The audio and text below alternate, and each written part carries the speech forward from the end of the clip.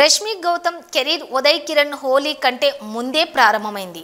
ఈ చిత్రంలో సునీల్ పక్కన కనిపించింది రష్మి. కానీ అప్పుడు ఆమెను ఎవరు గుర్తించలేదు. ఆమె పేరు రష్మి అని కూడా ఎవరికి తెలిసి ఉండకపోవచ్చు. ఆ తర్వాత నాగార్జున నిర్మాతగా యువ సీరియల్ అప్పట్లో వచ్చింది.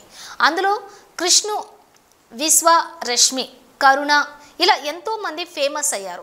అప్పట్లో ఓ సీరియల్లో ఓ ట్రెండ్ యువ సీరియల్కు మంచి పాపులారిటీ దక్కింది. ఆ సీరియల్ క్లిప్స్ ఇప్పుడు నెట్టింట్లో ట్రెండ్ అవుతూ ఉన్నాయి.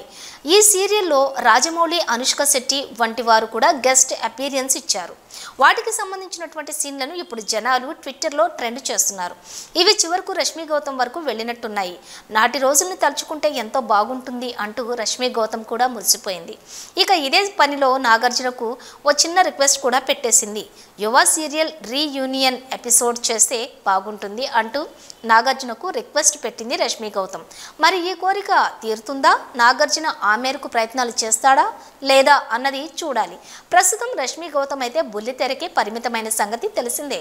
జబర్దస్త్, శ్రీదేవి డ్రామా కంపెనీ అంటూ అక్కడక్కడే తిరుగుతోంది. ఏదైనా పండుగ స్పెషల్ ఈవెంట్లలో ప్రత్యేకంగా మెరుస్తోంది.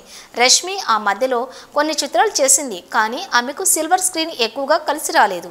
ఆమె నటించిన చిత్రాలన్నీ కూడా బోల్తా పడుతూనే వస్తున్నాయి. అందుకే ఆమె సినిమాలకు దూరంగా ఉండిపోయింది.